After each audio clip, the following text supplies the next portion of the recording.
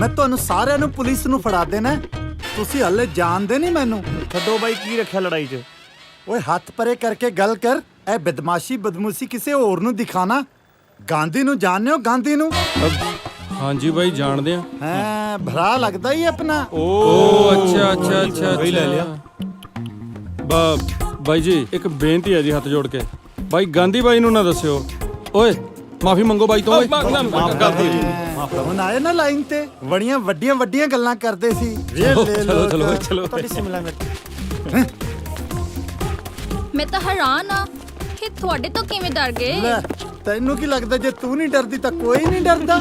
ਓਏ ਸਾਡਾ ਨਾਂ ਚੱਲਦਾ ਹੀ ਬੈਟ ਸਕੂਟਰ ਤੇ। ਓਹੋ, ਕੀ ਗੱਲ ਹੋ ਗਈ? 60 ਸੁੱਟ ਤਾਂ ਨਹੀਂ ਲੱਗੀ? ਓਏ ਹੋਇਆ ਕੀ ਸੀ? ਉਹ ਹੋਣਾ ਕੀ ਹੈ ਜਨਾਬ, ਇੱਕ ਤੇ ਮੇਰੀ ਗੱਡੀ ਭੰਨਤੀ, ਅੱਛਾ। ਉਤੋਂ ਇੰਨੀ ਸੋਹਣੀ ਨੱਡੀ ਭੰਨਤੀ ਤੇ ਉਤੋਂ ਅੱਖਾਂ ਪੈ ਕੱਢਦੇ ਆ। ਕੋਈ ਨਹੀਂ, ਹਾਂ ਦੇਖਦਾ ਪੁੱਛੋ ਮੈਂ ਨਾ ਇਹਨਾਂ ਇਹਨਾਂ ਨੂੰ। ਨੂੰ। ਤੂੰ ਬੈਠ ਭਗਵਾਨੇ।